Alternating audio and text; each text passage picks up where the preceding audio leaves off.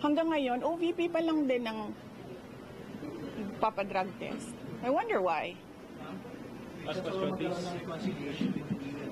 No, hindi ako tao na nagpapaareglo. Tsaka hindi ako tao na nabibili ng pera. Ma'am, are you a threat now to national security? Am I a threat to national security? What they are doing to me is a threat. Sagot ko yan sa NSC. Mamaya, bukas. Ma'am, may nabanggit kayo na bibinigay sa inyo sobre si First Lady Lisa Araneta Marcos. Para saan ba yun? Purpose ng millions na yun? Yes, I'm waiting for that question to come up in the committee hearing. So let's wait for that question to come up in the committee hearing. Will you be able to attend the next hearing just like yesterday? Yes, I'm free on Friday. Tomorrow I'll be in Basilan, and then Thursday I'll be in Lingayen, Pangasinan, and then Friday I'm free. So you're ready to answer all their questions now? I will answer my questions because I need to be there to help the other OVP personnel. They have expressed that they feel safer and they feel more comfortable if I am with them. But I will not be recognized if I don't take my oath. So I am forced to take my oath and answer questions under oath because I cannot take care of the OVP personnel. But for example, to explain how 125 million pesos were spent within a matter of 11 days, or they have questions about acknowledgement receipts, will you explain all those or answer all those questions? Isn't it that they've been asking those questions from the resource persons, from COA, from the OVP personnel? So why will I answer again? I already answered when we sent our answers to the Commission on Audit. It was clear there. In fact, ayoko naman kasi mag-discuss ng CFBA, but in fact, the 125 confidential funds had a notice of disallowance, but not the entire amount. Let's make that clear. Not the entire amount of the 125 million was disallowed by the Commission on Audit. Meaning, all the rest of the funds, I do not have the number right now. I think it's approximately 70 million that was disallowed. But that is subject to appeal because gusto ko ba sabihin ito sa inyo? Dahil during the discussion, I was telling the lawyer to submit a document. But the lawyer said, no, you know, when lawyers are discussing and they have their own positions, it's really a difficult meeting to do. I said to submit, and then the other lawyer said, do not submit. Eh di lumabas yung disallowance, and then sinabihan ko yung lawyer, sabi ko, tingnan mo, lumabas yung disallowance, sabi ko, sa appeal, ilabas mo yung document. Ma'am, si Colonel Chica and Colonel Nolasco na nabanggit po naman. Wait lang ha, so tapusin ko lang. And then, so cleared na yon. The first, second, and third quarters, undergoing audit. Merong AOM na sinasagot namin ngayon. Okay? For DepEd, the first and second quarters, may credit notice na yon. Ibig sabihin, cleared na ang buong pera. Diba? Ewan ko lang kung sinasabi ito ng mga congressman. Of course, hindi nila sinasabi, diba? Because they want to present their own narrative. Tapos na yon. The money in DepEd, first and second quarter, cleared with credit notice. The ongoing audit is on the third quarter only. And it's ongoing. So you cannot question an ongoing audit. And you cannot audit the funds of any government office because that is the exclusive domain of the Commission on Audit. Bakit nag-audit ang ating mga congressman? Dapat sila gumagawa ng batas. Nakikita nyo? Sinasabi na nila ngayon, in the proper time, we will legislate. Kasi sinasabi namin where is the proposed legislation? Hinahanap namin. So ngayon, dinadagdag na nila yon. Madali lang naman siya pakinggan nyo lang, basahin nyo lang lahat ng mga nangyayari. Madali lang maintindihan kung anong ginagawa nila. Okay? Last question please, last question. Humarap na si Colonel Velasco and Colonel Chica, mas maintindihan na ba ng publiko at ng Kongreso itong paggastos po ng confidential funds? Really, I still say that confidential funds, the use of confidential funds cannot be divulged. Sinasabi ko pa rin yan. They cannot be divulged in public.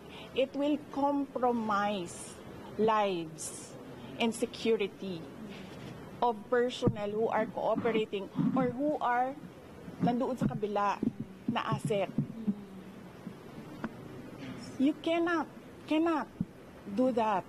That is why it is called confidential funds. Executive, let's get your reaction to sa comment ko ng ilang congressmen na parang nagkakasakit ng umaharap sa pagtitigan. Oo, kasi tineterrorize nila. Of course, magkakasakit talaga ang tao na hinaharas mo, tineterrorize mo. Ako lang naman ang hindi nagkakasakit dahil politiko ako. You can terrorize me and harass me all you want. It does not matter to me. Pero these are ordinary Office of the Vice President employees. They are not politicians.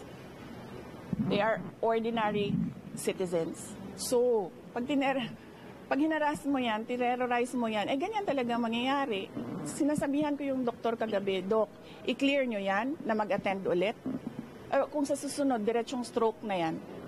Ngayon, swerte tayo, hindi na stroke, hindi na heart attack. But the family has a history of heart attack. Lahat ng kanyang ang parents and some, I think some relatives, heart attack lahat ang ikinamatay. So, ano ba?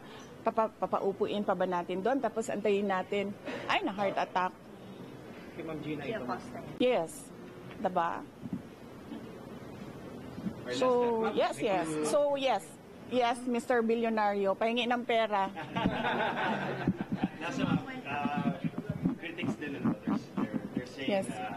Of course you've already said that you're here almost 24/7 because you're concerned about your staff. Yes. Some of your critics say you're here 24/7 because you're afraid they might say something, might divulge something that might incriminate you. They are attending Yusek Lopez attended the hearing. They can ask her questions there.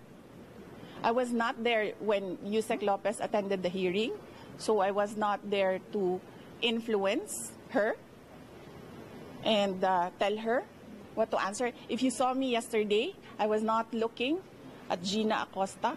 I was studying. I was reading laws. I was studying the rules of the... Para na akong congressman ngayon, tanong niyo ako kung anong rules nila. I was studying the rules of the House of Representatives. I was not looking at her. Pinapabayaan ko siya sumagot. Siguro umiiling-iling ako paminsan-minsan dahil I feel na hindi dapat dinadivulge sa public yung ibang mga sinasabi na ng kasama ko, pero wala akong magawa. Wala akong magawa. Kasi ayaw namin na ma-detain sila. So, sumasagot talaga sila. Si Edward Fajardo, not once did I coach him. Pero si Gina, I helped her with the term detail.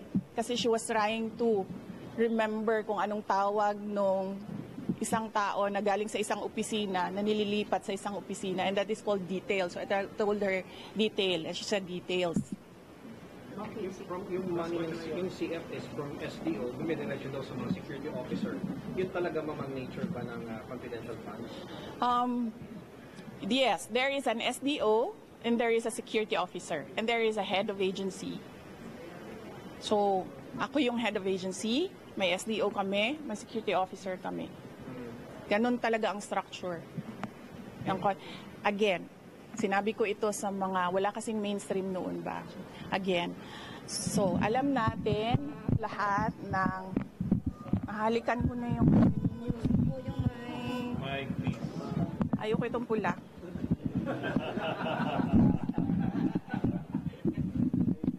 Saan galing yan? Ayun. Okay, saan? Saan ako? Okay. Alam nyo, diba, meron kayong mga naririnig ng akusasyon ng nakawan dito sa ating gobyerno. Corruption in government. Naririnig nyo ba na millions ang ninanakaw? Hindi, diba? Ang naririnig nyo, billions ang ninanakaw sa budget natin. Alam nyo bakit 150 million lang yon? Kasi kinompute yun kung buwan-buwan ano ang gagawin at ano ang i-implement. Napakaliit na amount ang 150 million. So bakit kami magnanakaw ng 150 million? Ang nakawan sa gobyerno, billion. Ginamit yun sa trabaho. Bakit 125 plus 500 lang yung sa Office of the Vice President? Kasi kinompute yun. Buwan-buwan. Ang problem sa 125, binigay siya sa amin December na. And requirement in government offices, you have to utilize money before December 31, before the end of the year. So ang ginawa, lahat ng preps, in-implement. Diba? And as I said, government offices disperse millions, billions in a day. Sa DepEd, nagdi-disperse kami. Nagdi-disperse. Pumipirma kami ng cheque. Multi-million. Kung i-total mo ang mga checks araw-araw na nalalabas sa DepEd, billions. Nagbabayad kami, nagbabayad. So, bakit nila kine-question yung pagbabayad ng millions in a day? And that is, part of work of government offices to disperse money every day and pay obligations. Ginamit yun sa trabaho. Pinipilit lang talaga. Dalawa na ang maro ko. Si Marisol at si JC. Tama na. Anong oras na? Oo, kasi alauna na and I have to be back tonight. Ayaw nila ng gabi. Na ano sila sa gabi. Ma'am, basta yung promise Yes. na listahan mo, ma'am. But tomorrow, balikan ako sa sila. I leave in the early morning. Yes, leave early morning. And then, balik ako sa gabi. Oo. May flights naman. Si Yusek Lopez. Nandiyan mama niya. Kasi Tsaka nandyan yung lawyers niya. And ayoko makipag-usap sa mga abogado kasi lahat ng mga abogado, pag nag-uusap-usap sila, magaling lahat ba? Diba? Lahat sila. Ako yung magaling. So, parang ayoko sumali sa legal discussion. Ma'am, gaano kahabang listahan ng mga threats sa'yo? Or sit down daw, sabi ni JC. Tawag ni JC, pag ako nagtangtang, ma'am, may papaalam kami. Ma'am, kung we stay here, kasi pinag ko si Bobby sa araw, talaga kami. So, yun, Ang sabi kasi ng PMM kanina, last nakakapagabalo sa ibang teacher. Uy, hindi Yun daw ang ano nila. Dito lang kami sa gate. Pero kung ako masusunod dito sila. Ma'am, please, kasi ang init talaga, mamagulak kami. All the time, wala kaming sunblock, ikaw Ian, meron. Ma'am, kasi all the time, the cameras are really there para just in case merong Okay. So, sandali Let lang. me just at least. Okay, wait lang. Pag muna natin, ang reason nila is nakakaabala kayo sa payment sa taas. Sige. So, Wala na. kung dito lang kami sila, papayag kasi nga, primordial yung patient care eh. It is primordial for them kasi sila yung nag-aalaga ng pasyente. Pwede ba kami mag-negotiate ng test sa kanila? Kami lang mag-provide.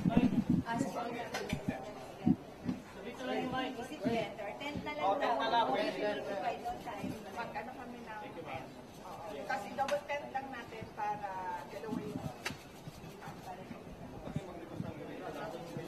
maiiyak. Kasi may